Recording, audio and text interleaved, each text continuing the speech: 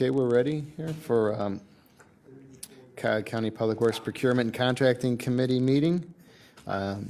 If we could have the roll call, please. Calling the roll, Mr. Tuma? Here. Mr. Miller? Ms. Conwell? Here. Mr. Schron? Mr. Schron is absent this morning. Ms. Baker? Here. You have a quorum.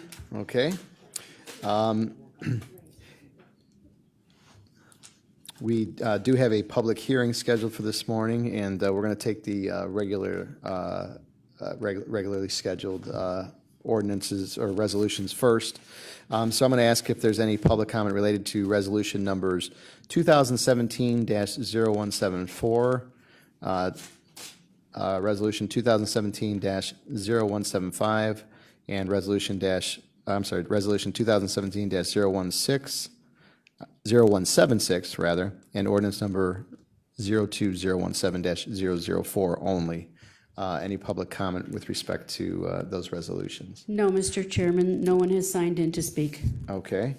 And I do want to make note that we did receive an email from the Construction Employers Association with respect to resolution 2017-00004, which we'll incorporate for the record.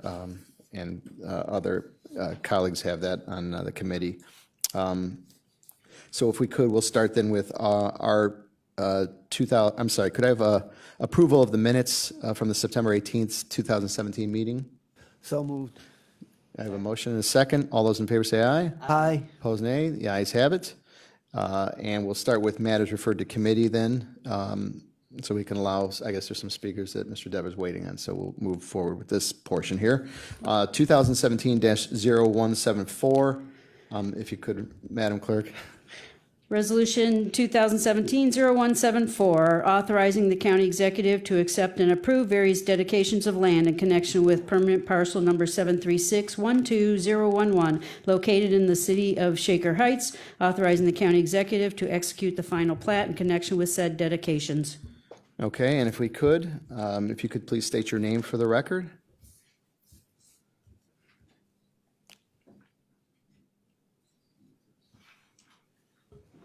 Neil Yunke from the Cuyahoga County Department of Public Works. This is a dedication for Warrensville Road. It's a small piece in the city of Shaker Heights. They are requesting, requires county approval because this Warrensville Center Road is a county road. Okay.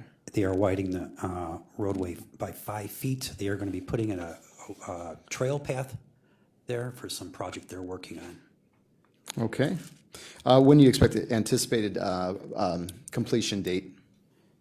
They have not mentioned when they're going to start. There's a building on the property now. They're going to be tearing that down. Okay. The city just acquired that parcel, so I don't know when they will start the project. Okay.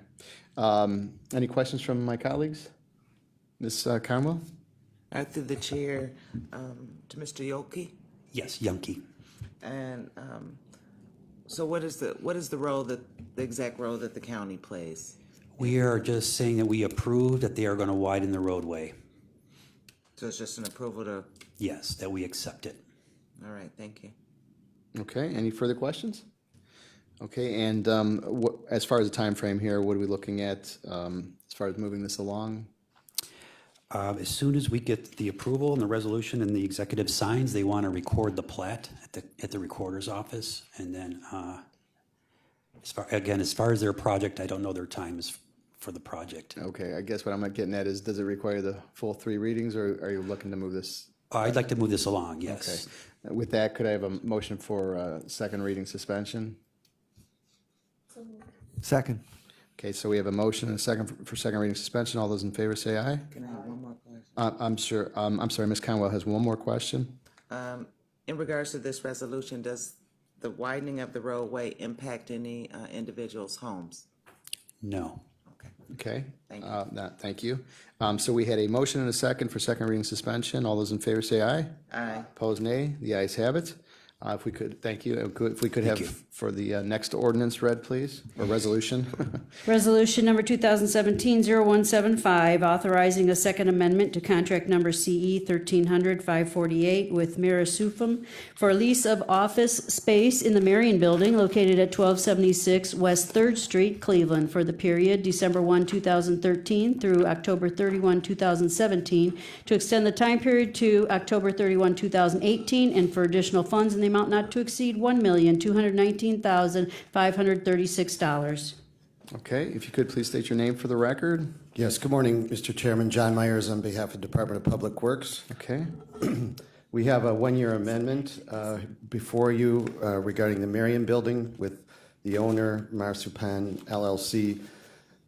When the county sold this building back in 2013, we still had our court probation and other related justice services offices in the building. So we maintained a lease back as part of that sale, and which included 2 one-year extensions. We took an extension last year, and now we're taking the one last year extension. And we're asking for approval for that from November 1st through October 31st. We had negotiated a 60-day termination notice, though, and it's our hope and intention to be out of the building within 6 months. okay. Any questions from my colleagues on this one? Mr. Miller? Yes, Mr. Chairman, Mr. Myers, am I correct that we're moving into the new Justice Center facilities? Correct, Mr. Chairman. To Councilman Miller, yes, it's that's with the 60-day notice termination, it gives us some flexibility to be able to get that purchase consummated and do the build out and move those folks over into the police, what's now the police headquarters building. Okay, Mr. Miller, follow up? Okay, Ms. Baker? Thank you. It reads that it's the extending the time from 10/31/17 to 10/31/18.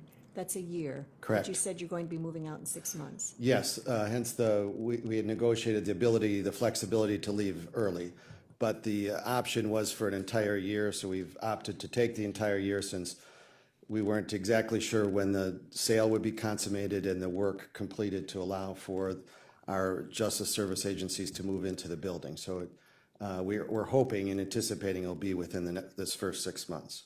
Just to follow up, so there's no penalty if we were to leave anytime early? Could 6 months, 8 months, doesn't matter, they'll accept whenever it is we leave with no... Yes, Mr. Chairman, to Councilwoman Baker, yes, that's what we negotiated, so that we had that flexibility, and they were cooperative to work with us on that. Okay, thank you. Any other questions? Ms. Conwell? Through the chair to Mr. Myers, which departments will be moving? Is that the building with homeless services and? No, that's the Courthouse Square, which is at the corner of 3rd and Lakeside. This is the Marion Building, 1276 West 3rd Street, where there's a restaurant called the Barristers on the first floor. Yeah. It's where our most of our adult probation offices and task and several other justice-related offices, but primarily it's our main probation building. Okay. Okay. All right, any other questions? And again, as far as time frame, obviously. We'd we need ask to for move on that this. indulgence, Mr. Chair, yes. Okay. If I could have a motion for second reading suspension. So moved. I have a motion and a second for second reading suspension. All those in favor say aye. Aye. Opposed, nay. Ayes have it. Okay. Madam Clerk, thank you. Madam Clerk, next resolution, please.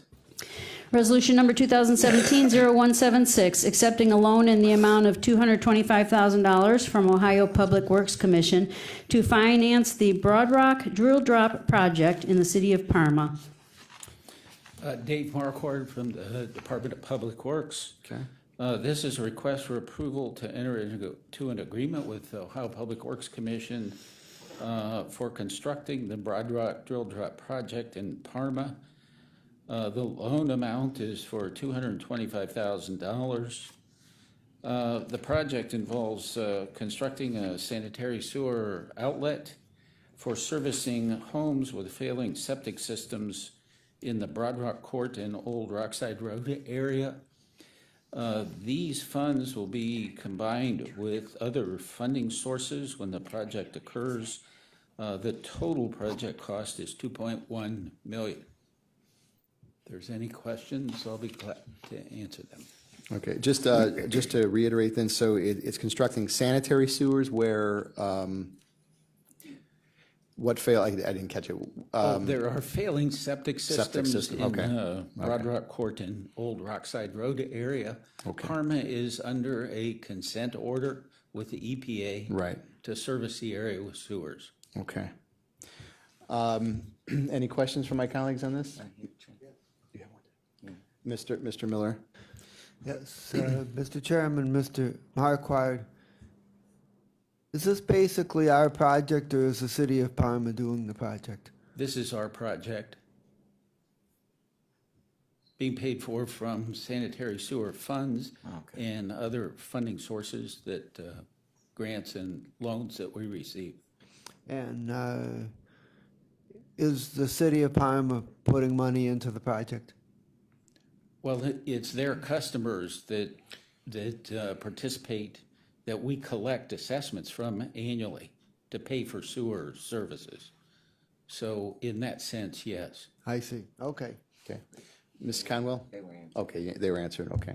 Okay, any further questions? Okay, and then as far as the time frame and trying to move this along, where are we at with moving this forward? It could go for full reading. Okay. Then could I have a motion for second reading? I so move.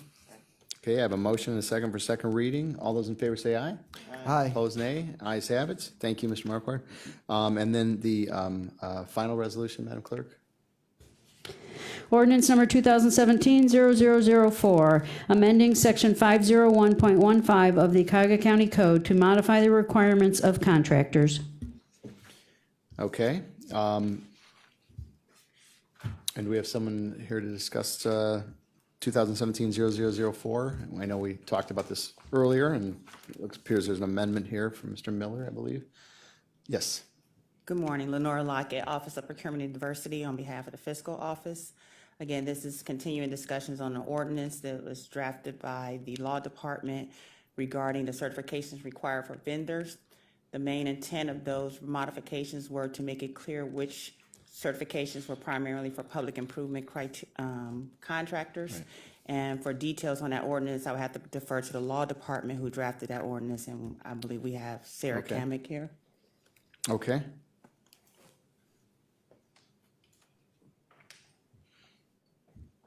And again, Sarah, if you could just state your name for the record. Hi, Sarah Kamick from the Law Department. I'm happy to answer any questions.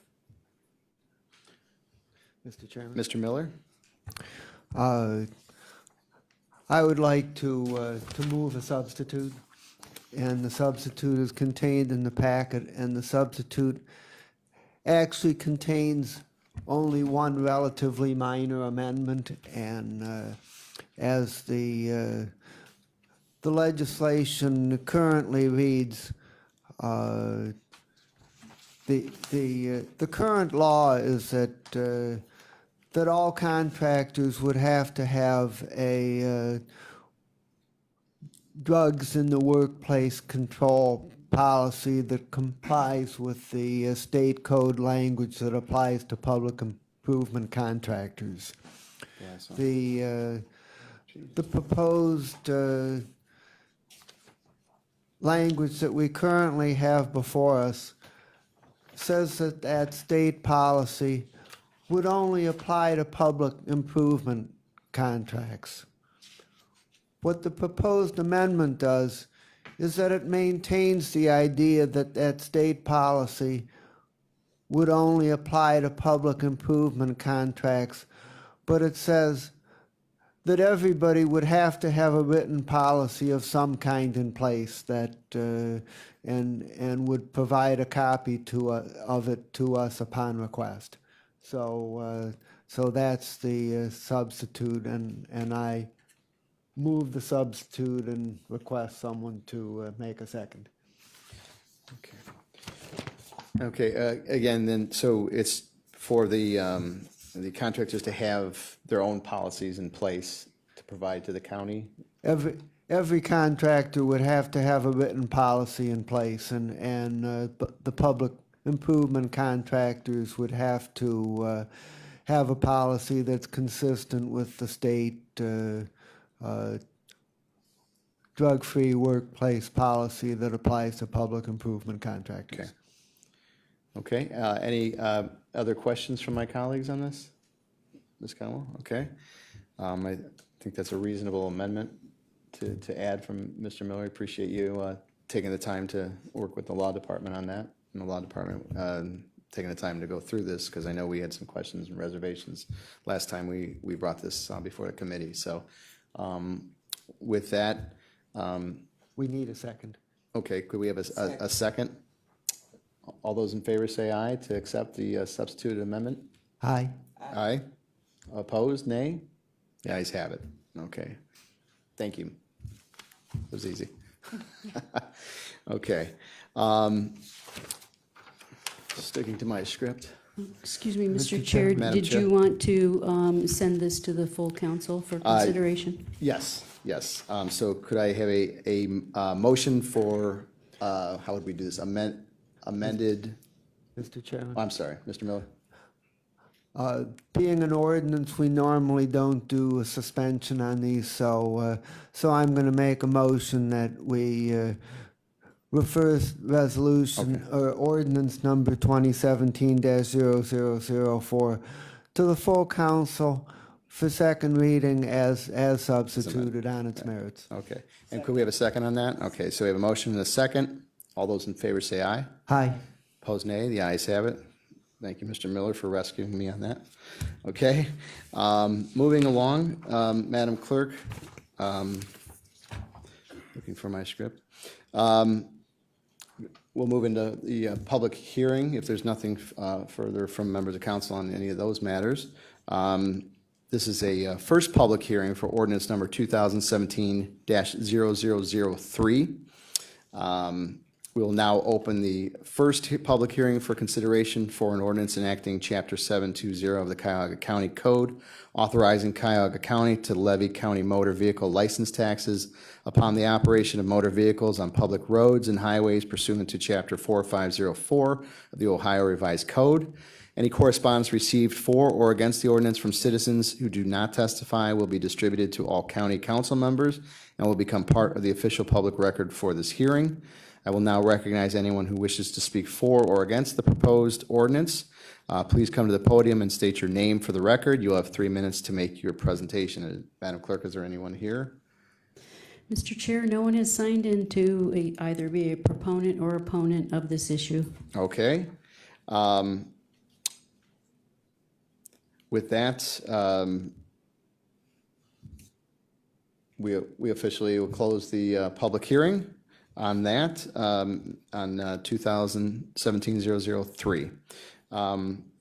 Now, if I could, I understand the Public Works Department is here to discuss the proposed resolution 2017-003.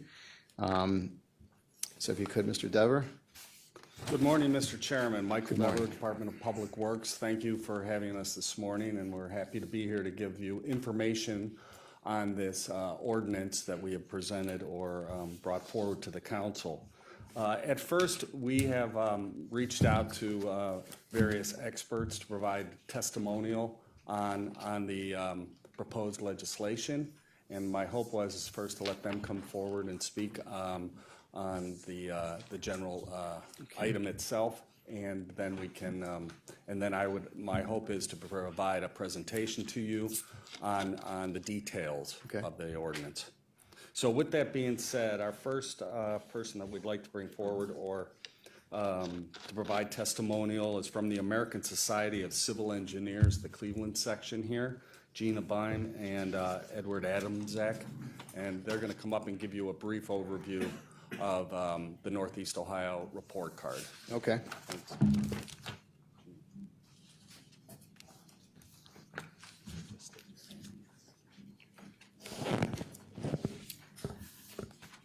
I'm Gina Beim. Good morning, Mr. Chairman and Good morning. council members. I am currently chairing an initiative of the Cleveland section of ASCE called the Northeast Ohio Infrastructure Report Card. Good morning as well. My name is Ed Adamczyk, and I've been working with Gina as co-chair, and I've been taking the lead on the transportation items of roadway and bridge work. The American Society of Civil Engineers, the big ones, not the Cleveland section, represents more than 150,000 engineers in more than 177 countries around the world. And civil engineers are the stewards of the built infrastructure. Every 4 years, the American Society of Civil Engineers publishes the report card for America's infrastructure, where they grade various categories that comprise our nation's infrastructure. The latest report was just now in 2017, where the United States got a cumulative grade of D+.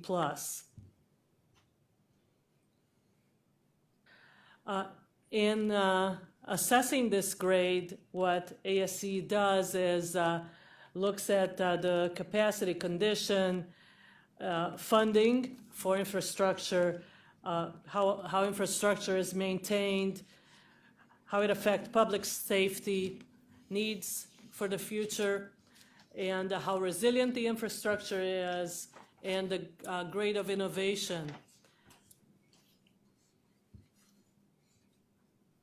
When you look at those grades, a D+ means that it's at the upper range of at risk, it's poor.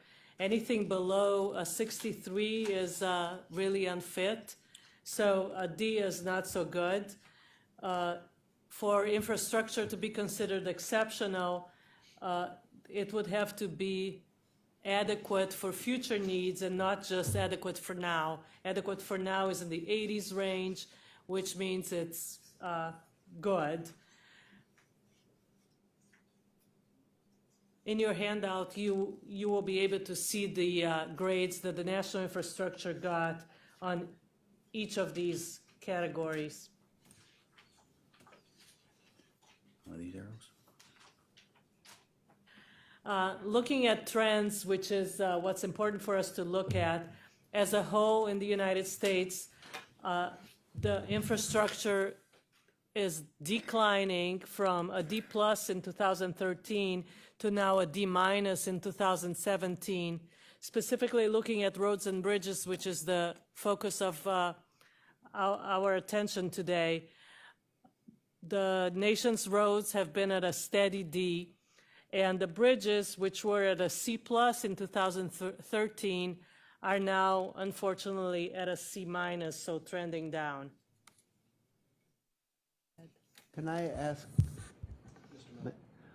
could you explain the third row that says America, D+ and D-? Yes, that refers to the second slide on this presentation, the 2017 cumulative grade for all the infrastructure in the United States. So from aviation to wastewater in alphabetical order, these grades were averaged for a cumulative GPA, if you will, of a D+. A same exercise was done in 2013, and oops, sorry about that. And at that time, we got a D+. Oh, did I? Well, I guess you caught a mistake here. It might be steady at a D+, and I apologize for that. Was that your question? Yes, it was. Thank you. Sorry about that.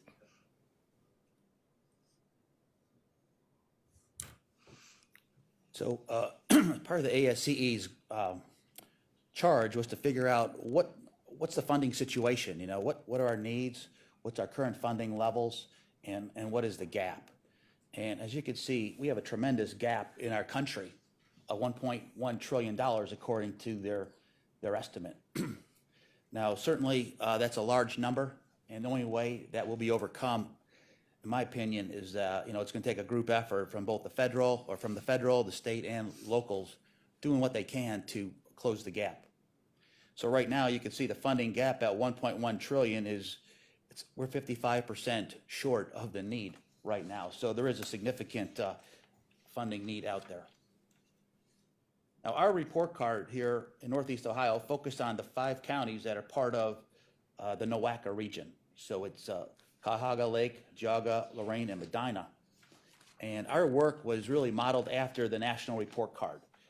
As Gina mentioned, we took a look at the same criteria, the same categories, and we decided, so we wanted to have some sense of consistency with the national report card. So it's a useful study for all of us.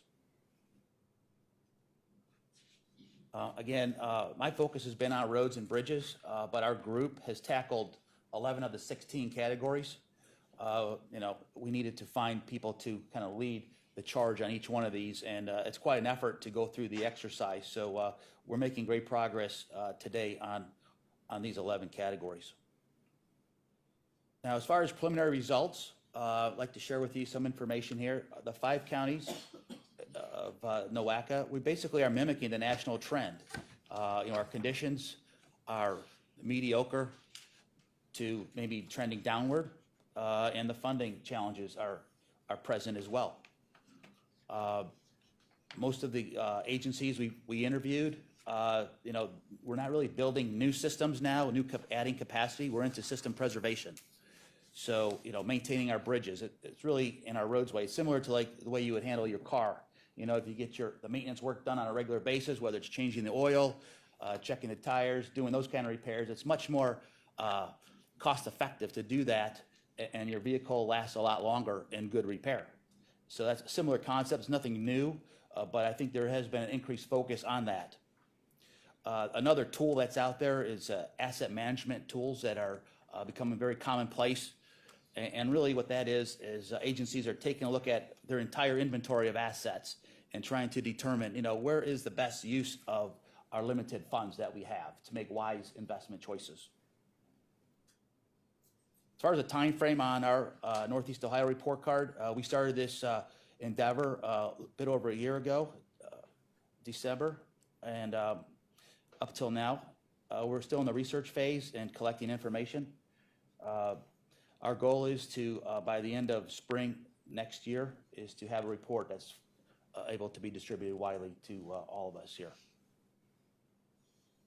And that concludes our presentation. I have a question. Okay, I'll open up to the committee. Mr. Miller? Yes, considering this NOACA region that you're focused on, is it your opinion that there's not a significant need for new capacity, that the primary need is for maintenance of existing infrastructure? I would say, I would agree with that statement. I would say the NOACA did a tremendous job on a report just recently published. From a population perspective, our region has been relatively flat. It's actually showing a slight decline. So the need to build and widen our highways, I think a lot of that work has been done, or it's currently in the pipeline being programmed. But the bigger need is to preserve what we have. So I would say that's a fair statement, yes. Okay, thank you. Okay. Yeah, these report card grades aren't very good. Not very good. Want to recognize Councilwoman Simon has joined us on the committee here this morning. Miss Baker? Thank you, and this is a huge topic, to get it within 4 pages. I guess I would ask, you're showing a $1.1 trillion gap, but if you were to break it down, and if you were given the opportunity to say how much money is needed on a state level, county level, which then goes down to the cities, and federal level, what number is what is needed in order to get our infrastructure at least in the B range? Do you have, something that we can put our arms around and say, if we had this much money, then realistically, we can address through all of our cities that are all looking for dollars for their infrastructure, including their city and their county roads, what number is it? Because if we continue on this path and talk about a $5 increase for licensing fees, what does that do? What percentage does that reach in order for us to really try to understand what is needed? What can I go back to my cities and say, this infrastructure increase is going to do this because we're going to be able to incorporate what's needed? Do you have, or can you give us some type of understanding of what is really needed on each level so that we can understand what it is that we should be trying to accomplish? The funding gap that we're presenting was developed in actually 2016 for the entire country. Right. So That really is a too big a picture to narrow down at this point. Like Ed mentioned, we're still collecting data, and in fact, I am not even sure if we are going to attempt to assess at such a granular level what investments will have to be done numerically by counties, states. Perhaps that's something that maybe Mr. Dever can address when he speaks, maybe Okay, I can hold you know, off. microcosm of what this bigger picture, I think that they're trying to Yeah, portray here. I see our charge is more to assess where we are now, but the estimate of the repair maintenance will defer to others. Yeah, I could add, I mean, that is a very complex question you're asking. I know. We certainly, to get the best information, we'd have to talk to a lot of people, all the agencies and such, and we are making some progress in that area. One thing that comes to mind that I don't have the information in front of me, of course, is the NOACA report has been prepared, and I would look there for a clue as far as what our needs are, and I'm certainly no expert on the content of that, but there's a lot of good work there. Okay, I know I didn't answer your question specifically, that's Matt, but okay. it's a I'll huge- wait. It's like we're going to be coming up here with some perhaps more specifics, so thank Yeah, you. yeah. Thank you, Mr. Miller. I believe you had a question. Thank you, Ms. Baker. I have one more question, and my question is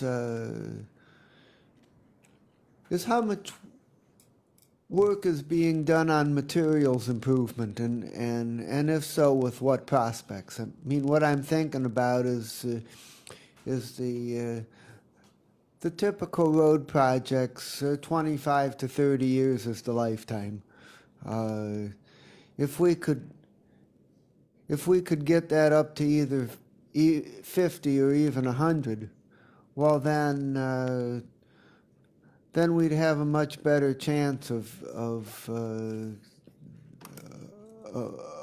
improving the grade over time. So I'm wondering if we're making any progress on that. I would say there's always, the Department of Transportation and counties and cities spend a lot of time and energy on research and new ideas and innovation. I know firsthand on some of our bridge projects, for example, we're incorporating ideas such as cathodic protection into our big bridge elements to keep them lasting longer, you know, searching for that 100-year lifespan perhaps. So I think there's a lot of focus on that. It's one of these things that's always evolving. Okay. Okay. Any other questions? All right. Thank you very much. Thank you.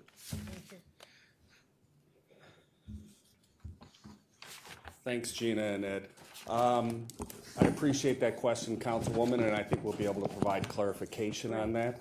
So in addition to both Gina and Ed from the American Society of Civil Engineers, we have Grace Galucci from NOACA with us today, who can shed some light on specifically into that question. So as soon as we get her, Grace, if you could come on up, and then we'll try and get you hooked up with a thumb drive here. There it is. Here's the next one from your department.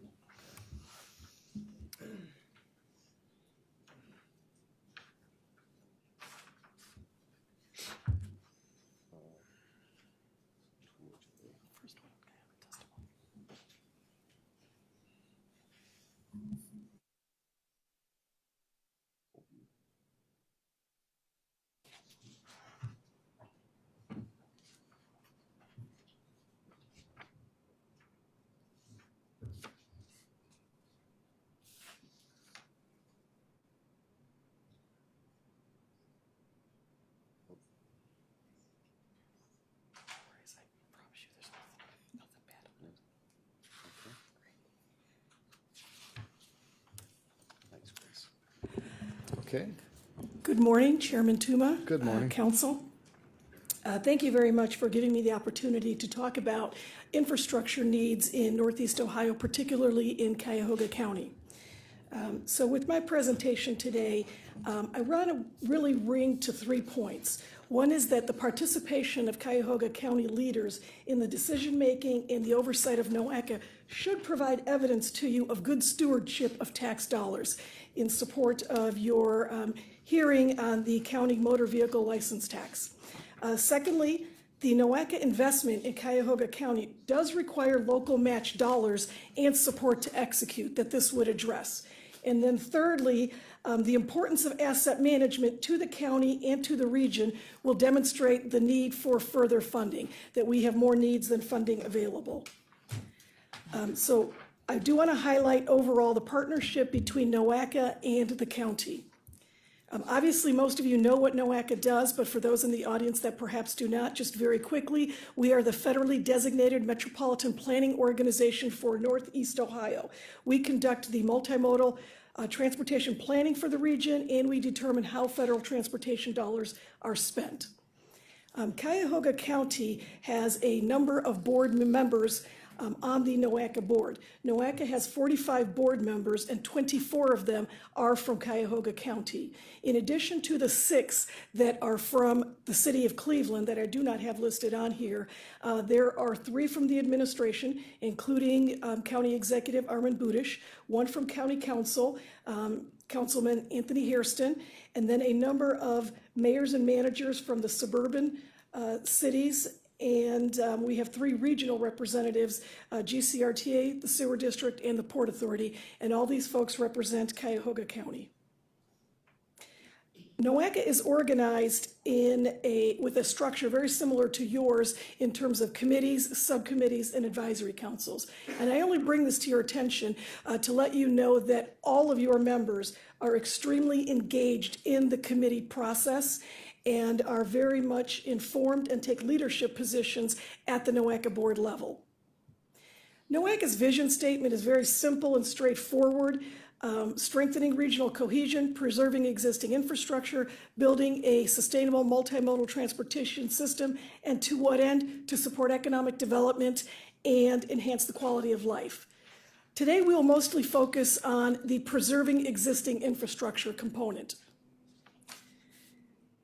Our long-range transportation plan, which we adopted in June, says that we will have $15.8 billion coming to the region, and we have allocated that to projects that have already come through the system. Some in the longer range planning process and some in what we call the Transportation Improvement Program, which is the first 4 years. So in that first 4 years, we have $1.6 billion, and I draw your attention to the first line, Cuyahoga County, where there is $1.18 billion being invested in Cuyahoga County. Relative to NOACA specific programs, when you look at the Transportation Improvement Plan or the long-range plan, those dollars, the $15.8 billion and the $1.1 billion, are inclusive of all federal dollars that come to the region. Some come through ODOT, some come through different kinds of specially designated funds. Some come through competitive applications like Tiger, and some come through NOACA. On an annual basis, we have about $50 million that we allocate. Some very highlighted projects for your county that are currently in construction. We've got about $50 million currently in construction. Some very big projects like Bagley Pleasant and Highland Road bridges, as well as Turney Road. Then we have another $40 million or so in major projects that are being invested in the next 4 years. We also have quite a bit of investment in Cuyahoga County for alternative modes of transportation. In addition to transit, because I think you're all familiar with the dollars that are invested in the RTA, and the RTA gets those directly designated. So although they're included in our 15.8 billion and our 1.1, I don't have them outlined here because they really are their projects. But we are investing 15 million in the towpath trail currently under construction, another 19 in the next two stages, and then significantly more millions through our TLCI program and other types of alternative trail projects like the Red Line Greenway. Our current condition of assets, which I think I just heard the Association of Civil Engineers talk to you about, we have a lot of roads in Northeast Ohio. We've got a pretty dense population, but on the other hand, we built a system that was essentially developed for a population of about 1 million more people than we actually ended up growing in the region over the last 50 years. So in one way, that's great because we've got a good foundation and we've got excess capacity, but on the other hand, that's a lot of road maintenance to keep in good condition. We have nearly 3,300 miles of federal aid roadways. And when we talk about the roadways, 34% of them are not in a state of good repair. And that's a serious problem. We're talking about in the long term, and long term for us is 10 years, when we do these kind of analyses, we have a $7 billion need to bring those assets up to a state of good repair and then keep them there for 10 years. Now, granted, that is the whole region, that isn't just Cuyahoga County, but Cuyahoga County, when you look at it proportionately, as you saw in our program, where is it? We'll go here. Out of the $1.6 billion program, we've got 1.1 being for this region. So proportionately, Cuyahoga County is the largest beneficiary of our asset management program, and unfortunately, the largest need for the program as well. 11% of our bridges, which we have over 3,000 bridges, are also not in a state of good repair. And that's another $3 billion worth of need over that same time period to bring them up to a state of good repair, which is our backlog, and then keep them there. So overall, we're talking about $10 billion worth of need. Which takes us to the Transportation Asset Management Program that we have put in place over the last couple of years to help us better identify what are the major projects that are the most optimal to put in place or to rehabilitate in order to move our system forward. When you don't have enough money and you have to prioritize, what's the methodology that you use to prioritize? Our Transportation Asset Management Plan, we developed with a partnership with all of the county engineers in our region, so the 5 counties, as well as many city engineers, FHWA, which is the Federal Highway Administration, ODOT, and a number of other partners. And the plan components essentially revolved around taking an inventory of all the assets we have in the road network, identifying the condition they're in, and then developing a consensus on what level we need to bring them up to in order to maintain equity and then to move forward. And when I say maintain equity, let me tell you that some of the counties have a higher standard because they're able, based on the revenues they have, mostly from NOACA, ODOT, as well as taxing themselves, are able to keep their roads at a higher level, generally a 75 out of 100. And some of the counties, like Cuyahoga County, generally were not able to keep them up at that level. And when we did our analysis and looked at a solution, we wanted to make that more equitable, looking at how to ensure that the roads that are generally used by the majority of the folks in the region get attention. That means people who live in Cuyahoga County, as well as people who live outside of Cuyahoga County, but come into the county for work or hospital or education. The biggest component, in addition to the inventory and the assessment of condition, was the development of pavement management software. That is a terrific analytical tool that helps us in that decision making and maximizes the budget while achieving the highest possible return on investment. So this is very much a data-driven system, looking for very much a business approach to investing in these roadways. And why did we do this? Exactly for what I told you.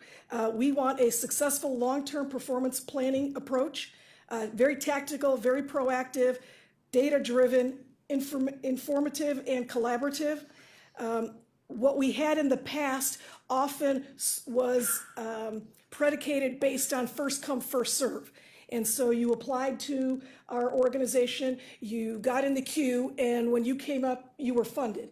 And that didn't take in a whole lot of consideration for what the condition was, other than you met the minimum requirement of being not in a state of good repair. So if the minimum requirement based on ODOT is 55 for the urban areas, and another community or another county has 65 or 70 or even 74, they can apply, get in line, and get ahead of Cuyahoga County at a 55. So we took care of looking at that, again, looking at more equitably, and said, we're going to, rather than doing a first come, first serve, we're going to put together an overall plan for the region and then reach out to the communities and discuss with them the priority needs and essentially have it be a consensus-based process, but driven by both data and equity. So we're looking at where provides the greatest return. Also recognizing that oftentimes the roads that had the highest condition rating were not necessarily the ones that had the most vehicle miles traveled. What we found most often is the ones that were most traveled, which we call vehicle miles traveled, were in the region, such as Cuyahoga County, where there wasn't sufficient funding to cover those needs. And so you had higher volume traffic on roads that were less maintained. So the new process essentially eliminates that and approaches it in a much better way. It improves cost effectiveness, communication, accountability, and credibility, and generally, as I said, allocates funding where it will provide the greatest return. Speaking very specifically on why asset management, number one, it reduces vehicle operating and road maintenance costs. Driving on roads in need of repair costs an estimated $377 per driver per year for extra vehicle repairs and operating costs, which is about $319 million in extra vehicle repairs and operating costs for the NOACA region. I can tell you from firsthand experience, I moved here from Chicago 5 years ago. I have had 6 flat tires due to potholes, although I'm proud to say very few of them in the last 2 years. I think I only had 1 in the last 2 years, a whole lot more when I first came. Those cost me in excess of $1,500. And so we're really looking at, I as a taxpayer would prefer paying a smaller amount of tax up front than paying for large repair bills later, which end up being outsized to me. And so that's the kind of thing we're also hearing from our constituent and from our elected officials and board members. Reducing those vehicle operating costs, another way to look at this is, according to AASHTO, every dollar that we spend to keep a road in good condition avoids $6 to $14 later to rebuild the same road once it's deteriorated significantly. So again, individual drivers are affected, they pay more, and then the folks who maintain the roads, whether they be cities, counties, ODOT, Federal Highway Administration, will spend 6 to 14 times more if they delay it because of the deterioration of the decay curves. Certainly you know already, and I don't need to go into a lot of detail, that improving economic competitiveness is an absolute true outcome of maintaining your infrastructure in a good condition, and there's no debating that. Also, improving quality of life. One of the things that we have experienced, as well as has been documented in many ways in many areas across the country, is improvement to a community's infrastructure. Whether it be a small improvement like an intersection with a Transportation for Livable Communities grant, or a major improvement like a roadway rehabilitation on an arterial road, it can do a couple of things. One is counter the impacts of sprawl, which I know is a very big concern for Cuyahoga County. And in fact, several of your board members even asked us to put that on the primary agenda for our Planning and Programming Committee. That was suggested by Mayor Summers when he was the chair of that committee, and it has been still maintained on that committee's agenda. And we're looking at making sure that every community within our region has infrastructure that is desirable for the residents. And so if your infrastructure is more desirable, it will blunt some of the negative impacts of both sprawl and, lower kinds of investments otherwise within that community. Environmental sustainability. What many folks may not realize is that investments in infrastructure will improve air quality, in addition to the fact that there'll be less sprawl, so people are driving less and there's less pollution in the air. There's really the idea that improvements in transportation infrastructure overall, such as improvements in the timing of traffic signalization, which NOACA is also working on. And the first 2 pilot programs that we did are in Cuyahoga County. And this upcoming year, we'll have one in Cuyahoga County and one in another county. But those are things that help move traffic, not only avoiding congestion, but improving air quality. And water quality, certainly, if there's less sprawl, there is a reduction of expansion of new impervious surface, which really helps our overall water quality initiatives relative to watershed. And lastly, or I think this is second to last, improving safety. And again, don't need to let you know that if your roads are in better condition, particularly with less potholes, you have a much safer condition to drive on, and particularly at higher speeds. When I worked in Chicago, we had what we called slow zones for transit and for roads. The roads actually there were in terrific condition, but generally the transit railroad tracks were not as good. So as they were repairing those, they would call it slow zones. We could still drive through here with the train, but we have to reduce the speed the train can go through there in order to do it safely. We essentially have been doing that in many ways, even though not that explicit, when we have roads that are not in a state of good repair. And actually, according to the Highway Safety Manual, a pavement that is in a state of good condition can actually result up to a 5% reduction in both fatal and serious injury crashes and an overall 1% reduction in rear end crashes. Actually, that was my last note. And that is the presentation. Again, going back to, we're here to testify to the county council and the specific committee in order to help you deliberate with some information on the action before you. Okay, thank you. I'll open it up to committee members. Any questions, Mr. Miller? Just would request if you could send us that presentation. Absolutely. I believe you have it. If you could just turn it, it's on here, then I will send it. Okay. Thank you. Okay, Ms. Baker, you had something? It's hard to really, it's an awful lot of information without having it in front of me. I'm trying to recall what was on the PowerPoint. I guess I'll go back if you're the appropriate person to ask. Trying to read through my notes here. Cuyahoga County is getting $1.8 billion of a $15.8 billion that's received from, that there are fundings that are received. Is that correct? Do I have that written right? You have it somewhat written right, but a little bit additional information that I apologize. I know this is a lot of information in a short period of time, and it does take a lot to absorb that. The $15.8 billion are all the transportation investments in the region, the 5-county region, for 20 years. Oh. That does include transit, which is roughly $3 billion of that. Okay. And so, and then the $1.6 billion was the 4-year program for the region. And out of that, it's $1.1 billion for Cuyahoga County in the next 4 years. All right, so that's okay. Could you put that slide up again? Yep. Is that possible to see that slide again? Absolutely. Thanks. Also, while they're putting the slide up, if you don't mind, Chair. Sure. The NOACA report, we've been waiting for that report for quite a while. I know I've been talking to my local mayors and have budgets that they're trying to put together and waiting to see where they're graded since the last report. And Right. When typically does the NOACA report come out? So the NOACA report does come out every 2 years, and we are dependent on ODOT data for that condition. ODOT just completed their data assessment and made it available a couple of weeks ago.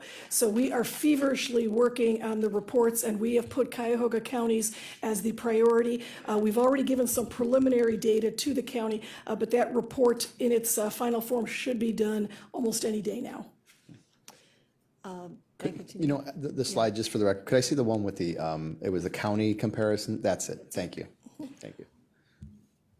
Is the preliminary report, will there be any surprises in the final report? Can we count on what has been given for Cuyahoga County specifically for planning purposes? Yes, generally what we do in the final review is sometimes between the 2 years where ODOT takes those inventories, things get done even though they were not on the schedule because of safety reasons or others. So we normally have to correct for those things. And then at times, there might be dollar amounts that are different based on our estimates. And we will also look sometimes to connect road components that make sense. So rather than having a project that was, a here and then here, but they're really two segments of the same road, we join them. So there are a few things that would be different, but generally speaking, it's pretty reliable.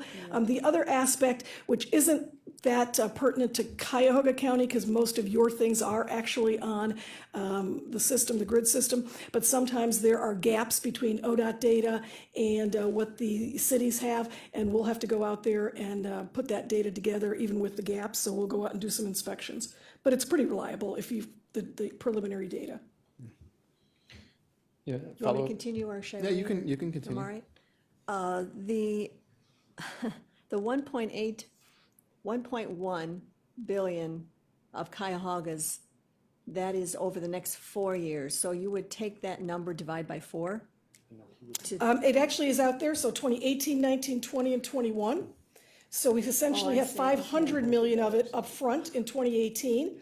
Okay. In 2019, it's 250, I see that 2020, now. 2013, and then 2021, 149. So if I may, in understanding that, and also Geauga, Lake, Lorraine, Medina, all of those, what is the anticipated number if you were to be asked, and I guess you're the right person to ask, if Cuyahoga County has need and repair when it comes to their infrastructure, what percentage in 2018 of 500,000 is that in road repair? How much would you like that number to be? Are we 10% of what we get, 20%? Sure, terrific 50%? question. So one way to look at it is, let's start with your first observation. How is it divided over the 4 years? And logic would tell you it should be divided evenly. But that's only if your roads are in a state of good repair and you can apply it evenly. Because the roads are not in a state of good repair, we are upfronting much of that funding based on our planning information. And if you look at some of the other counties, you'll see that it might be the same or it might be less, but they're a little smoother than Cuyahoga County. And that 500 million 500 million. would essentially, I think I said earlier in a slide where when we did our asset condition assessment, we found that there were $7 billion and for roads and $3 billion for bridges in the region over a 10-year period. So that's essentially bringing it up to a state of good repair, which is kind of what we're trying to do in 2018, and then eventually maintaining it. Actually, we're doing that in the first 4 years, and then maintaining it beyond that to 10. So if that's $1 billion, $10 billion, and we only have 1.6 billion funded, so you're at 16%. So actually, your numbers were pretty good. If I may ask,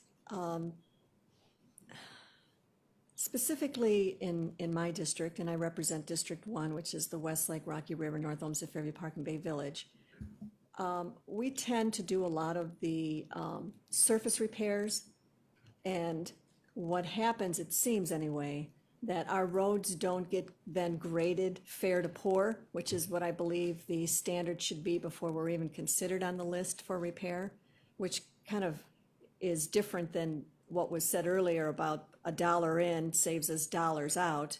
But if the score is fair to poor, that means these roads are in pretty bad shape before we even consider them to be repaired. But putting that aside, it seems that the maintenance that some of our cities take upon themselves so that we don't have the huge chuck holes and things puts us down farther on the list because it is now not considered fair to poor and we get sidestepped in funding. Is that an assessment that you would agree with, or are we just, I will say that if you're looking at the scale, somewhat agree, but I think there is an urban legend, a fallacy, that NOACA funding is provided to communities that ignore their maintenance until they get into a state of good repair that's very poor, and then we put money into it. And that's not really accurate. I don't think it was ever accurate. As I mentioned earlier, I think actually roads that were in better condition were addressed because they got in the queue earlier when they needed it. They had better planning in their own community, so we're able to do that. I think the way we're approaching it now is more equitable, and because we're not just looking at either surface condition, which municipalities are responsible for that crack sealing and your very basic kinds of repairs and maintenance. What we're talking about here is major rehabilitation. So we're talking structural, we're talking things that look at the life of a road. If you built a road and it has a life of 30 years, essentially the kind of things we're funding is at the end of the 30 years. If you didn't do your crack sealing over that 30 years, would it come up for repair earlier? The engineers will say, yes, it does. Logic tells you, yes, it does. But to what impact does that really affect how we're scoring? We're trying to reduce that a number of ways. One, we are not just looking at condition. We are looking for vehicle miles traveled. We're also taking into consideration if a road is that poor that it has potholes and is undrivable, then you'll have a low vehicle miles traveled score, but we're going to take into consideration that that's a major arterial and therefore look at if it were in a state of good condition or when it was in a state of good condition, what were the vehicle miles traveled. So we're looking at a number of other things. Another example of what we look at is what is your proximity to various regional assets like an airport or like a hospital or like a school. And roads are also graded on the type of vehicles and traffic that it carries. So we have major arterials, we have minor arterials, we have residential roads, local. And there are only certain ones that NOACA funds, and those are the ones that are federally designated. So they tend to be the larger roads, the heavier used ones anyway, which typically are not the ones that are ignored with municipal maintenance.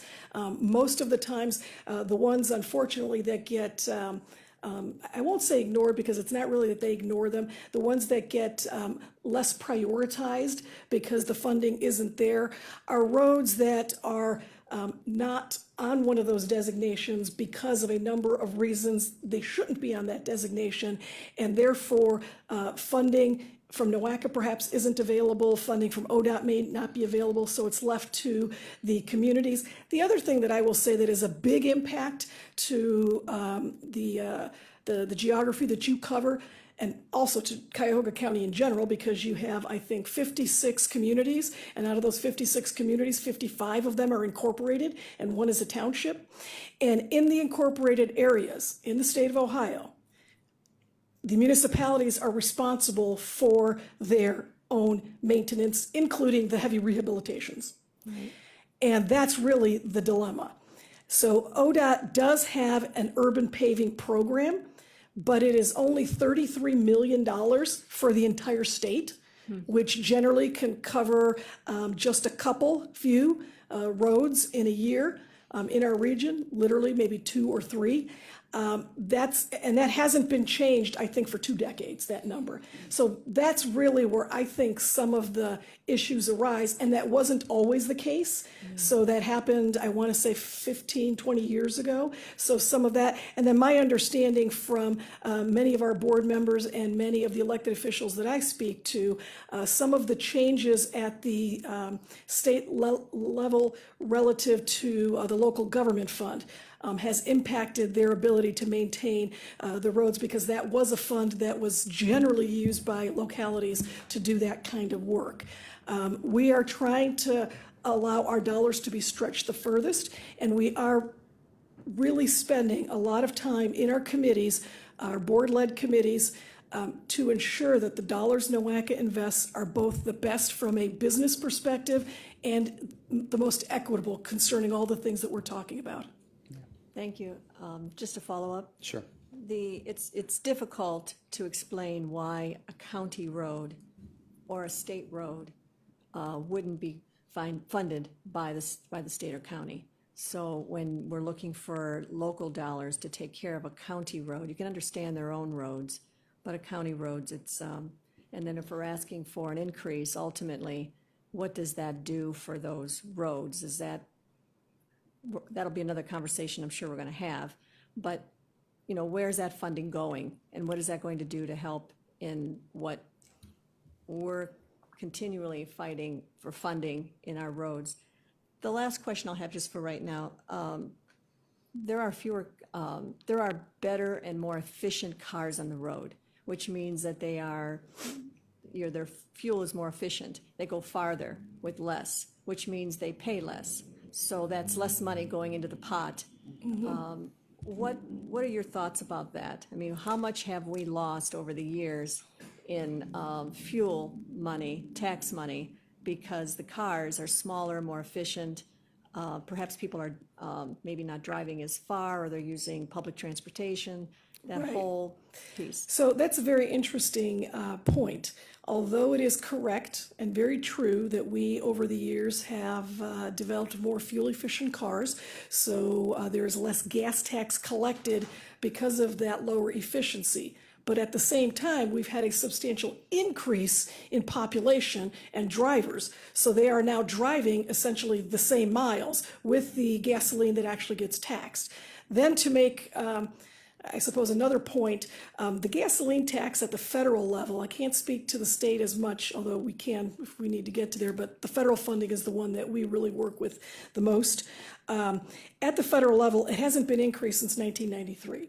That's really the problem. We can obfuscate the issue and try to point it towards, which a lot of our folks at the national level would like to have us think, that it's more about the efficiency of vehicles and the move to electric, but it's really because it hasn't maintained inflation. If the county didn't have any additional dollars, if it had the same budget as it had in 1993, there is no way that you could provide the level of service to your constituents. And it's same with the gas tax. Now, that being said, I will also say that you are not getting a penny less. We at NOAC are not getting a penny less than what we used to get. We're getting the same, a little bit more, a little bit of inflation. It just doesn't go as far anymore. And so that's really the issue. So if you look at the trajectory, our funding has gone up steadily. We're getting, and where it's coming from, some of it, as I said, is additional drivers that have made up that balance, but the other is the federal general fund. Congress has every year over the last 7 or 8 years now, since the Highway Trust Fund could no longer fund all of the road programs because of the lack of inflationary increase in that gas tax, the balance has been made up with the general fund. So they didn't say you just get less. Every year it's a question at the appropriations, and you know, in the summertime, the federal budget, of course, starts October 1st. So in the summertime, they talk about going off the transportation cliff. Well, that's the transportation cliff. At that point, generally right now, it's about 2/3 of the Highway Trust Fund is funding transportation at the federal level, and then about 1/3 of it's coming from the general fund at the federal level. So in the middle of the year, now it's a little bit, not the middle of the year, but a little bit towards that, they start saying, well, you're going to run out of funding, and so therefore we'll run off the cliff and we will stop your funding, which is very much a possibility. But every year, our congressional folks have gotten together and really, I think, worked hard to make that not happen. And so then they have funded it with the general fund, which has taken care of the problem in that year, but still has generally maintained an open question over a longer period of time. Similarly, in our transportation legislation at the federal level that was passed in 2015, Congress passed a 5-year bill and did a very good job of putting together what we thought were our existing trends of dollars and tried to make sure that we got those. We're able to fully fund it for 3 years, but then the last 2 years are questionable. So that's we haven't gotten any less money, it's just not going as far. If I may, just for a point of clarification, Oh, okay, we'll do that, and then we'll have to move on. I know there's some other speakers too, Ms. Baker. in the last census, Cuyahoga County has lost population and significantly has lost population. How is that loss of population equal to increasing drivers? In terms of increasing drivers, I guess I'm speaking more as a region. I don't know that I've looked at it specifically for Cuyahoga County, but I don't believe that we have seen a reduction in vehicle miles traveled in any of the counties other than during the recession. So clearly during the recession, which was economic based, and because people are not working as much, the unemployment rate was higher, they're not going to work, so you saw that reduction, and that's, we can explain that. But once you sort of take that away and kind of adjust for that, the additional miles traveled are predominantly for work purposes. And well, there's some for recreation and other purposes as well, but we have seen additional jobs increase in Cuyahoga County.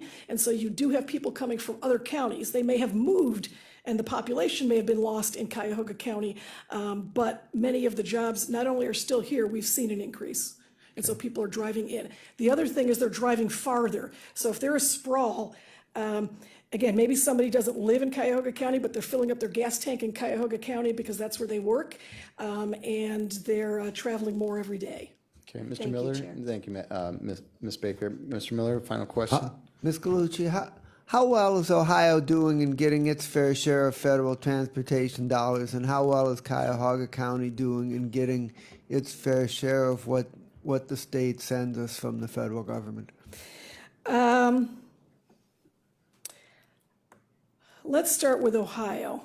Ohio, like many states, are what is considered a donor state. So we typically send more dollars to Washington than what we get back out, and it has been historically around 94%. That being said, because of the infusion of general fund dollars, there is not one state that is getting less than what they put in, because gas tax is no longer funding what the feds have been sending us. So there's not a state that has not gotten every penny and then some. Okay, that being said, Ohio is the number 7 largest state in the union. That's pretty big. How do we fare compared to some of the others? Well, Illinois is number 6. Illinois has always acted like they're the number 6 largest state. Actually, they usually act like they're number 1 or 2 and get more, a lot more than they put in. Pennsylvania tends to get a lot more than what they put in. Texas is another big state. Florida, they do not get as much as they put in. If you're looking at it again, they're getting the dollars, but they're not getting as many as the other top 10. So I would say in the top 10 largest states who contribute the most, Ohio is on the lower half rather than the higher half. But again, we're getting every penny that we put in and then some at this point in time, and have been for the last 7 or 8 years. Okay, all right. Thank you. Thank you very much. Mr. Dever, thank you. Appreciate you for being here, Ms. Galucci. Thank you. Thank you, Mr. Chairman. I appreciate it. I know we've got kind of crunched for time here. Right. I have two, a mayor and a city manager, Okay. just to briefly make some statements in regards to the general need within their communities. Okay. So at first, I'd like to bring up Mayor Eileen Patton from Fairview Park. Mayor Patton. Thanks. Okay, thank you for being here, Mayor. Thank you. Thank you, Mr. Chairman and council members. I'm here to talk on a very local level and how funding affects the communities in which we live in. First of all, I would like to acknowledge the many programs that the county has offered to our communities and the support from the county council members. The storefront renovation and the new SBA program, it has helped tremendously to help to continue the business district in our communities. But now our goal is to get all those shoppers and new businesses safely to these destinations on well-constructed and safe streets. In Fairview Park, we have 117 streets. 5 of them are county roads. These are major thoroughfares that connect motorists with the metro parks, the cities of North Olmsted, Rocky River, and Westlake. These major roads move people to shopping, hospitals, and to their homes. We're very thankful for the county's participation in the repair of some of these roads to date. However, like many communities, we have to look to the leaders in the county to fund these roads for the safety of our citizens. On the Plain Dealer editorial on July 12th, it is written, Governor Kasich's cuts in aid to local government really hurt Ohio. We heard a little bit about that from the earlier speaker. His view that localities can make do with less has merely driven increased local taxes and fees or reduced services in many communities. In my community, we had to make the hard decision to charge for garbage collection, and we had to support a renewal tax that goes to repairing the remainder of our roads. A neighboring city recently had to increase their income tax for localities to do more with less. You know, as we struggle, communities like mine turn to the county for some relief. And we have been very gracious recipients, especially when a major emergency occurred last year with the failing of a county road collapsing into the metro parks. The county was there to help to avoid this tragedy. We appreciated the technical and the financial assistance from the Public Works Department. As dollars remain stagnant, the needs remain. We have a long stretch of a county road that is in disrepair, and we are hopeful it could be on a county docket item soon. We recently applied for the $250,000 funding to support this repair and resurfacing. Unfortunately, this application was denied, leaving us with no other options for funding. In fact, today we have our service crew out there filling a great big huge 4-foot hollow hole in the road so the people on Mastic Road can continue getting to 480 and through the metro parks. And many of the communities are faced with these challenges. You know, I share my story with you today as you review this in your committee. This is an important issue, and I certainly know it will take a lot of discussion. But if additional dollars do become available, I am very confident that the county would be able to partner with the cities throughout to construct the safer roads for the residents to travel on. And just to give you some little background information on past and future projects that the county has helped us with our roads. Starting in 2002, major construction was done on West 220, Westwood Avenue, West 210, Worcester Road. That was a project that we did in combination with the city of Rocky River, and the Mastic Road Culvert emergency repair. We have programmed future works for the county to help us with. And this year, we have 210 and 220 in Westwood, and that's just for a maintenance program. And the capital project, we have a $5 million Mastic Road bridge that needs to get corrected, and that's on the 2019. So those are, and I'm just one of the 57 communities that could probably stand here and tell this story. But we do try to take care of our own. We do have a 0.25% income tax that takes care of the rest of our remaining roads. We have a small service department that does an excellent job. But to have the support of the county is really important for communities like mine. So thank you. Do you have any questions? Okay. I want to thank you for being here. Thank you. I can tell you, having been a councilman in Parma for 11 and a half years, when we had the local government fund cut, we felt the effects of that greatly as well. I remember when I first started on council, I could get maybe 4 or 5 roads in my ward done. And by the time I left to come to county council, if we got 2 roads done, we were very, very fortunate. So a lot of cities took furloughs and cuts and things like that. And I know the mayors and the councils are looking for assistance from the county and from the state. And I think that government should be one of accommodation and not conflict. So we hear your concerns. Ms. Simon? Thank you. Thanks, Mayor, for your testimony. Absolutely. I live in, South Euclid and was a council person there and had seen the shift from when I started in the 90s to now. and how devastating local governments have suffered these blows because of what essentially the state has done is to push down the taxing from the state down to the local level, and that's exactly where people feel it the most, and that's where they respond the most too, is if there's a gap. They complain to the locals, but the locals have to pick up the slack from what we lost from the state. And now the county has been impacted, and we're starting our budget now, and we also have felt this hit. So it's difficult, and we all have to see what we can do to make us a safe, vibrant community. And if infrastructure is being neglected at the federal level, then we have to look here to see what we can do. So I'm keeping an open mind and understand what we need to do to try to fix these problems. So I appreciate your testimony, which is it's universal to the county. It's just a matter of degree. Absolutely. Thanks. Thank you very much. All right, thank you, and thank you, Ms. Simon. Okay, Mr. Dever? Thank you, Mr. Chairman. And just one further speaker, the Cleveland Heights City Manager, Tanisha Breely. Okay. Tanisha, if you could. Thank you. Okay, thank you for being here, Ms. Breely. Thank you. It's Tanisha Briley. Oh, Briley, okay. And I have the distinct pleasure of being one of two city managers in the great county of Cuyahoga County. And I thank you for allowing me to speak this still morning, Mr. Chair and County Council. In addition to being the city manager for the great city of Cleveland Heights, I'm also the chair of the Programming and Planning Committee for NOACA. And you heard Grace Gallucci's presentation, and we are blessed truly to have her leadership in helping us. My committee, the Programming and Planning Committee, is responsible for reviewing and making recommendations on these funding proposals. And I think there's been a tremendous shift at NOACA in how we look at preserving and maintaining our existing infrastructure, and equity being at the top of that list. But as you know, it's not enough.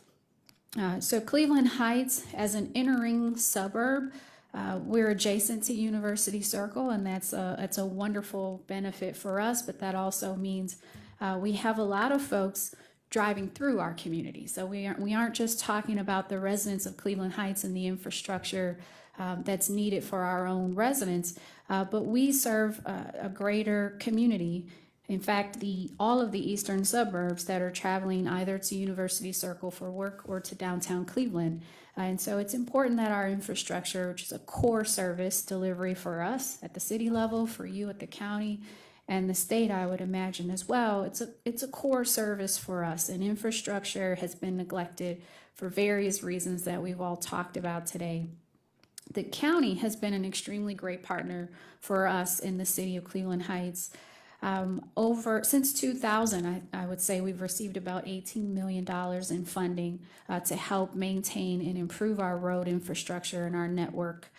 In the last 4 years, just under $5.5 million for major roads that are traveled every day to Cleveland Clinic and downtown, like Mayfield Road. Noble Road was most recently resurfaced thanks to county support. And to kind of give you some context, the city receives about $1.4 million a year for our residential road program. That's all of our residential streets. Noble Road itself was over $3.5 million to address, so just one road. And so that county support and other outside support is critical for us to be able to maintain this road network. We have about 25 miles of county roads in Cleveland Heights, and that's out of 128 miles total for our city. So the county has been a critical partner for us as we've struggled to reclaim ourselves after the recession and sort of climb out of the hole where everything came to a halt. We were one of the communities that needed to raise income tax to try and make up for the loss of local government funds that used to come from the state and other funding losses. And the county has been tremendous in that. While we understand, however, that well is also starting to run dry for some of the same reasons and the same cuts that you're experiencing. So we thought it was important to be here today and talk to you about the local needs We know we don't have to tell you about that. I'm sure you're aware of it. But just putting both the civil engineer and the NOACA presentation, localizing it and helping you to understand these really critical needs at the local level, and they will continue to grow. And as you know, if we delay maintenance, it just makes the project cost more down the road. So I don't want to belabor, and I'll be brief and answer any questions that you have. Okay, any questions? Again, I'd like to thank you for coming out and expressing your opinion, your concerns for your community. And as I said to Mayor Patton, you know, we understand what's going on and what has gone on, and what we need to look at doing moving forward. So appreciate your comments. Any other questions or comments? One, if you don't mind. Ms. Baker? The increase in tax in your city that you put on to maintain your roads, first of all, did those dollars go directly for road repair and not for anything else? And secondly, what percentage did that replace for the loss that you incurred? Well, so I would say our income tax increase was not specifically for infrastructure. We lost, local government funds used to make up about 12%, which was about $5 million of our general fund. We're now under $2 million a year coming in through the local government fund. And so we replaced about $3 million of that through our income tax increase, which goes to support all city services. Okay, thank you. And the thing about that too is if you don't put it towards infrastructure and you have the local government fund cut, you still have to reduce city services in other areas. So it's going to be seniors, it's going to be recreation, it's going to be something else that is lost. And as Ms. Simon said, the only other thing to do is put it on the backs of the taxpayers. And that's not anything anybody likes to do. And just one last point. Grace sort of mentioned this in her presentation. You know, a lot of times these outside funding sources, which would be so helpful in us getting major projects done that otherwise wouldn't get done, also require a local match.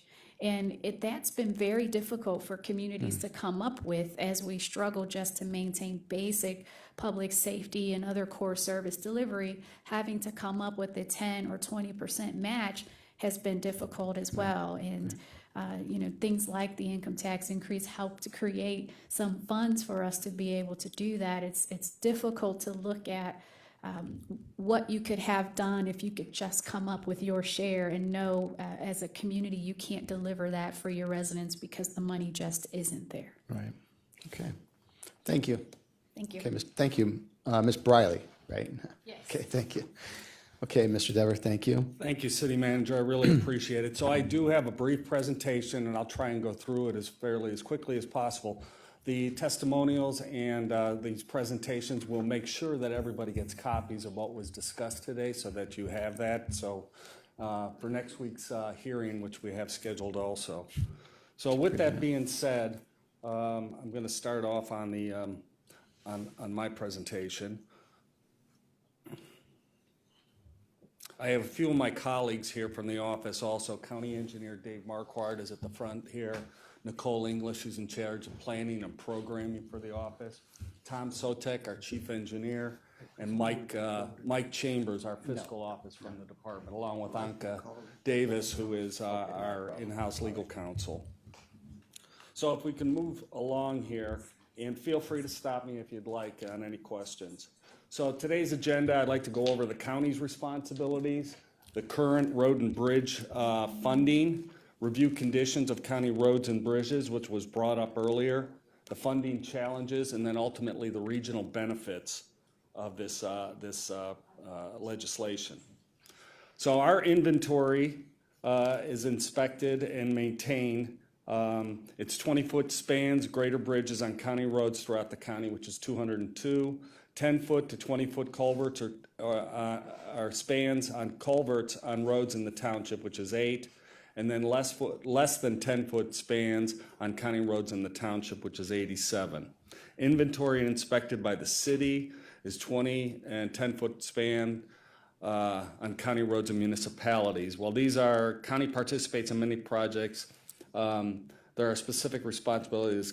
This is all based on the Ohio Revised Code 5591.21 and 5543.20. Next, the county's responsibility and the townships maintain and improve the county roads.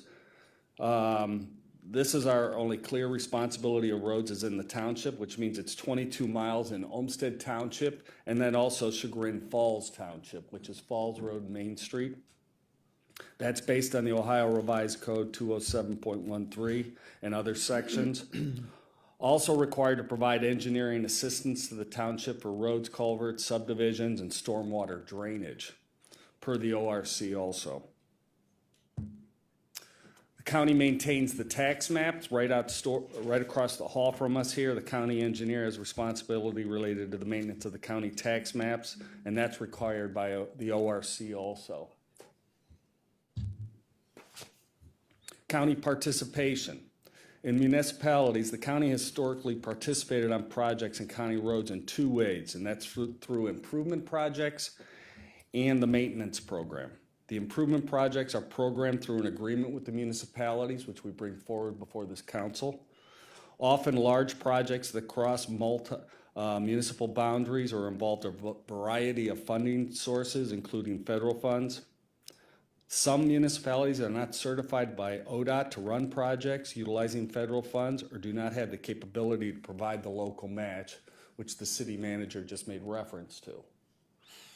The maintenance program was established in 2015 by council ordinance to assist municipalities with material cost and to provide preventative maintenance on county roads.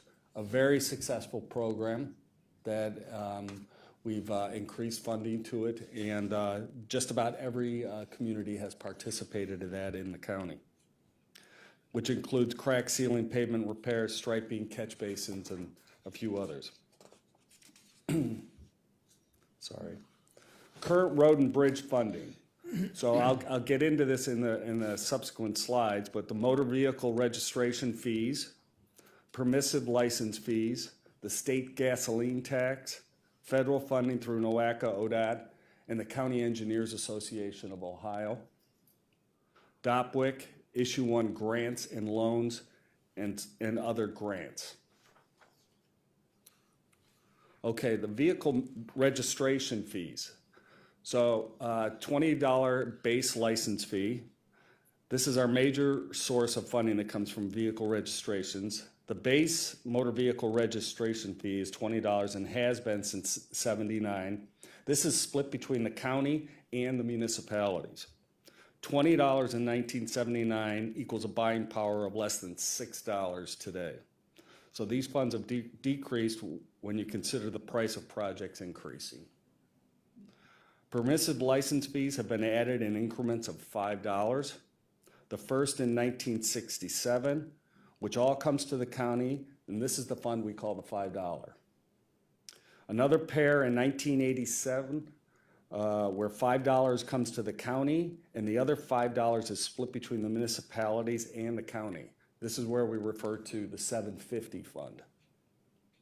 Municipalities have another $5 they can collect, which goes directly to them. 37 of the 57 municipalities have enacted this fee. So the last permissive fee increase was 30 years ago. This chart basically shows you where those dollars go. If you live in the city of Cleveland, so this is an example of someone who lives in Cleveland on a yearly basis goes to pay for their registration of their vehicle. It costs $54.50 to renew each year. Of that, $21.93 of it comes to the county. $14.30 will go to the city of Cleveland. $11 goes to the Highway Safety Fund, which includes the State Highway Patrol. The registrar gets $3.50 per transaction. And then the rest is divided between the counties, the township, and Ohio. So if you look at those columns, row 2 or column 2 in red, that $9.40 and $12.50 That's our primary. And then column 6 and column 9, which is 3 additional cents. That makes up the $21.93 that comes back to the county each time you register your vehicle. Okay? State gasoline tax was referred to. Ohio is 28 cents a gallon, which ends up generating $1.7 billion annually. The last increase was in 2005. I think everyone may recall those increments. There were 2 cents over multiple years. 3 cents of that 28 cents is ultimately comes back to the county, and that makes up $207 million a year. Of that $207 million, it's proportionately split between the counties. The 88 counties then get a proportion of that. So that adds up to $2.3 million a year is what the county gets in gas tax. Majority of the state gas tax goes to the state to fund ODOT, and the remainder is split between the cities. The federal gas tax does not come directly to the county. However, this is the source of most of our federal funds that Grace had talked about that we receive through NOACA and ODOT. When you add the two taxes together, Ohio's combined gasoline tax is 46.4 cents a gallon, while the national average is 49.98 cents a gallon. 7 states have raised gasoline taxes this year. Many of our neighboring states have much higher gas taxes. Although with the current formula, an increase in state gas tax would not benefit Cuyahoga County that much. Surrounding states have roughly 78 cents a gallon gas tax. That's Pennsylvania. In Michigan, it's 58 cents a gallon. Indiana, 60 cents. West Virginia, 54 cents. And in Kentucky, 44 cents. Other revenue sources, funds used to leverage county dollars, the federal aid programs, NOACA, ODOT, CEAO, the Ohio Public Works Commission, DOPWIC Issue 1, and then also municipal other miscellaneous grants. This chart represents the past 5 years of revenue taken in for our road and bridge fund. As you can see, a majority of the funding is from the registration and permissive fees.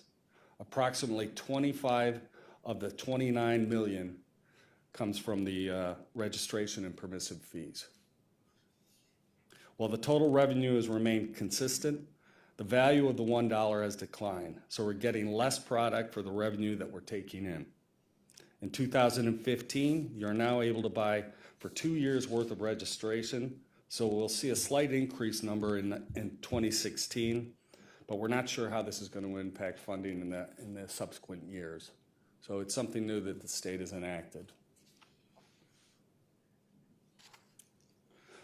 This next slide, slide 13, is our bridge and our road and bridge capital outlay. This is how we fund our projects over the last 5 years. You'll note that the county road and bridge dollars are around $20 million, but we use those dollars to assess additional funding through state, federal, and local funds, which allow us to put out a capital program of anywhere from $35 to $60 million a year, depending on the projects. In 2013 and 14, we had a significant federal aid projects in the Columbus Road Lift Bridge and Pleasant Valley Road. The main takeaway is that the county has the ability to access additional funding with our strong local match we have available, which not all communities have. Our next slide here is our current road and bridge programs. And I think this was distributed to us, the program that I think we presented last year, the Mayors and Managers Association, and I think through a committee hearing also. But we'll distribute, it'll be distributed now. But these are our specific programs that we have in place. The one is the preventative maintenance program that we have $1.5 million in currently. That ultimately funded $4.5 million in projects or I'm sorry, that was 4.5 million over the last 3 years here. Federal aid roadway, county funding was 2 million. When we put $2 million in it, we can leverage that for up to $10 million plus in federal funding. Our local priority resurfacing program, we have $1 million in that program. And that roughly equates to $1 million. That's the 100% when the legislation was passed. That included 100% funding for certain projects where we've substantially reduced that. Local operations resurfacing, where we have $2 million in that project. That's our 80-20 projects, where the communities then come in with 20%. Local resurfacing, this is the 50-50 program that Mayor Patton had made reference to. On an annual basis, we have $1.5 million in that program, and that's where we try and reach out and assist the communities on funding half of one of their road projects, up to half, or $250,000. That usually equates into $3 million in overall funding. The federal aid bridge, it's $1 million we put into that, and that equates to $5 million in leverage funding. Local bridge emergency repairs, $1 million in that program. And that typically is a match also where we assist the community. The local culvert replacement and repair, Mayor Patton had made reference to that. That was a culvert on Mastic Road, which is the city's responsibility, where we stepped in and assisted them to get that road, that main artery, back open.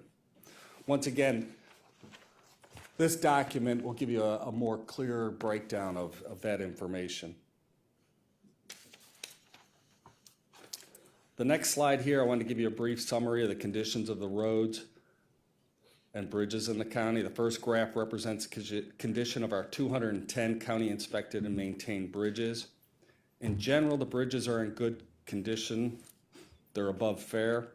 We currently have a robust bridge program that identifies the need, programs the project, and executes a design, but there's still work to be done. There are 101 bridges that are over 50 years old. That doesn't mean they're falling down today, but it does tell you that there will be a future need to replace and repair these bridges. 41 of our bridges are structurally deficient, but we have 22 are either under construction or already in the planning phase. All the bridges that are either rated 2 or 3 have been programmed to be replaced or rehabilitated. Our road conditions, the next slide. Grace had mentioned this. NOACA assists in producing this biannual pavement condition rating map. And we're working off a draft format right now. It shows that there are 1,120 miles locally maintained federal aid roadways in Cuyahoga County. That includes the U.S. routes, state routes, county routes within municipalities. Of these roadways, 42% are not in a state of good repair. From this information, NOACA developed a backlog scenario that estimated the cost of bringing all these federally eligible roads to a state of good repair at $388 million, which includes major rehab, minor rehab, preventative maintenance, and routine maintenance. Remember, outside of county roads in the township, we are not statutorily responsible for maintenance improvements of these roads. However, since the need is great, we participate in these projects. Funding challenges, nationwide gas tax revenue is down, less consumption, high fuel efficiency, alternative fuel vehicles. It's been fairly stagnant, as from our analysis. Federal funding availability, we feel, is reduced. Large number of projects being programmed. High demand for federal funds for the 5-county NOACA region. And obviously the local government fund has been decreasing. The additional revenue opportunity. So that's the real reason why we're here today. In 2018-19 transportation budget, House Bill 26 gave us the authority for the counties to level an additional $5 permissive fee. This could bring in anywhere from $4 to $5 million annually for Cuyahoga County. The collection starts actually in January of 2019. The reason why we're bringing it forward today is because we are getting ahead of this so we can program and plan our infrastructure improvements in the future.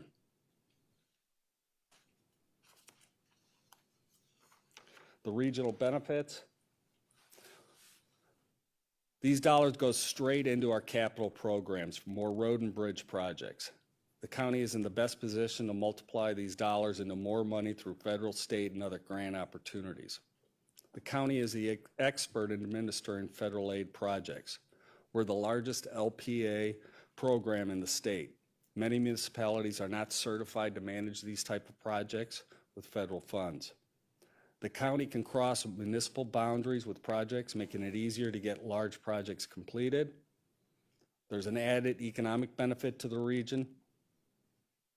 Economists have proven that $1 infrastructure spending increases the gross state product by at least $2, which is higher than the typical fiscal multiplier of 0.5 to 1.5. In the last year, our road and bridge projects produce a payroll of $4.9 million to local contractors, which is equivalent or equates to 100 full-time equivalent job. That doesn't account for county jobs or jobs related to construction materials and supplies. With increased projects comes an increase in spend in the county diversity program also. So with that being said, that brings us to the end of my presentation, and I know you I'm sure have further questions, and I know it's getting late. I'm starting to feel like Jimmy Stewart in that movie where he's by himself. Okay, so it is getting late, and just a reminder that we will have another public hearing on this next Wednesday at 10 a.m. So there'll be further opportunity for members of the committee if they have any additional questions. And we really received a lot of material today, so I know we're going to want to sift through this and come back maybe with some more specific questions from some of the committee members. Just in general, quick question about the potential $4 to $5 million annually for the county. You said that it would go back into specifically into roads and bridges. Would those be only county roads and bridges, or would they be funds available for communities to assist in other projects where they could perhaps match or anything like that, as far as that $4 to $5 million? Well, we're specific that we need to assist on county roads and bridges. So in every community, there is a county road bridge that currently the municipalities, it is their responsibility to maintain those. So this is where we're able to step in so they don't need to spend those resources. So the intent is that this funding is specifically going to capital, and that's where we are going to direct it. It's not operational costs, it's looking at capital. Okay. Ms. Baker? Just a couple. I know it's late and we'll have another opportunity. So the amount of dollars that are going to be increased, as you just said, will go directly into the infrastructure.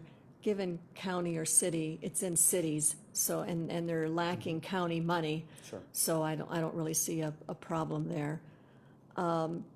The bridge and road repair, as we call it, or I should say, the primary, the priority would be bridges. Am I right? So would these dollars go anywhere but bridges, or would there be a percentage that absolutely must go to roads also? Where does the line of what we do drop down lower, but drops down lower to look at bridges first? Or can we depend on some road repair with this? Well, as I had said, we have our current program, and we have specifically put dollars in each of those programs. On our bridge programs, we feel like we're in a fairly good position right now, but we want to make sure, as the one slide pointed out, there's 101 bridges that are in excess of 50 years old. So having a robust maintenance plan to continue to keep those in good shape. But our intent is not to add further dollars into that bridge and culvert repair program. There might be a slight increase, But I think these other programs, that's ideally where we'd like to see more of these dollars go, because that is reaching out to those communities. And because of time, just one last question. The amount of dollars, $4 to $5 million, you know, in my time here and beyond, that's not a lot of money when you start talking about the extensive need of road repair and bridges. So what can we anticipate? How much additional road repair can we see? And will this also be just part of the overall program of 50% city contribution? I mean, is it going just into the pot of the same type of programs we have, or is it a direct 4 to 5 million, you know, no questions asked beyond the need of your road repair? My intent would be is to bolster these programs. We have noticed, and the former county engineer, Bob Kleiber, when he initiated these programs back in 1999, there was a net gain for the communities, and these programs were a success story.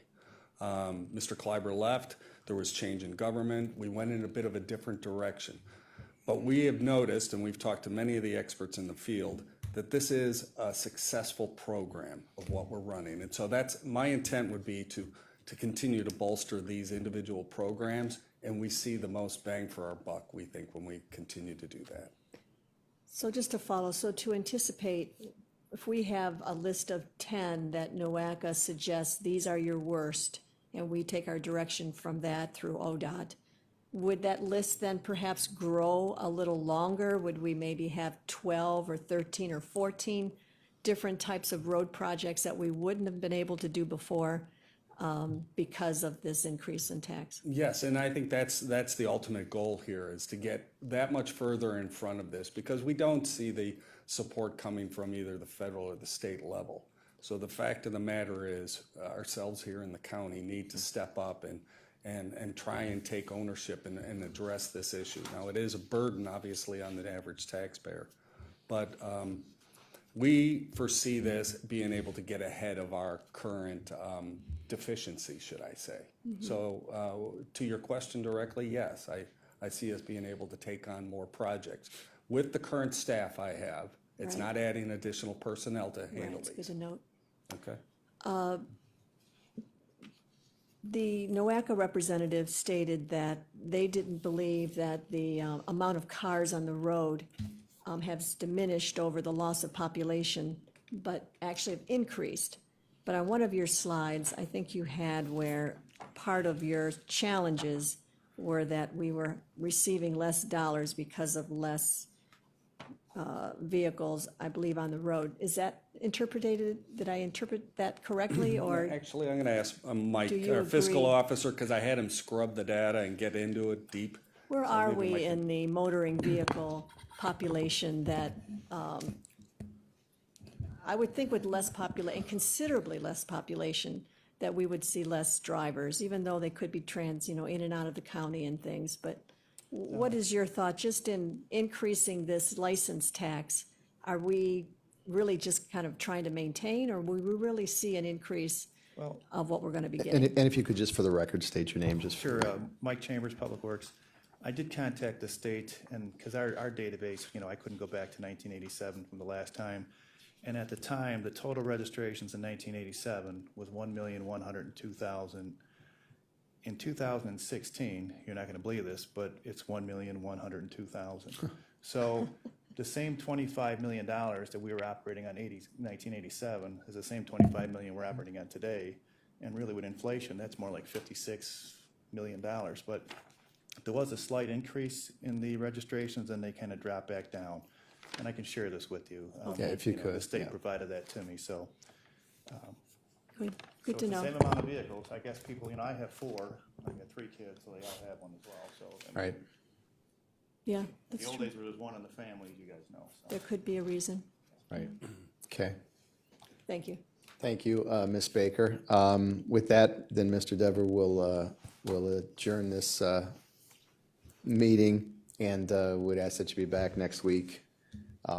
Yes, you had something else to add? So I just want to say, I want to thank both Grace Galucci, Mayor Patton, Yeah. and City Manager for coming out today, and also from ASCE for just providing testimonial and context to what's going on here and why we believe that the need is out there and that we're trying to take this proactive approach to make this happen. So we look forward to any questions. Feel free to forward them before next week's meeting so maybe we can get in front of it. And if you need any additional information, contact us and we look forward to next week's meeting. Okay, I appreciate that. Thank you for your time, and thanks for, I want to thank all the speakers who came out on behalf of the administration to speak to this issue.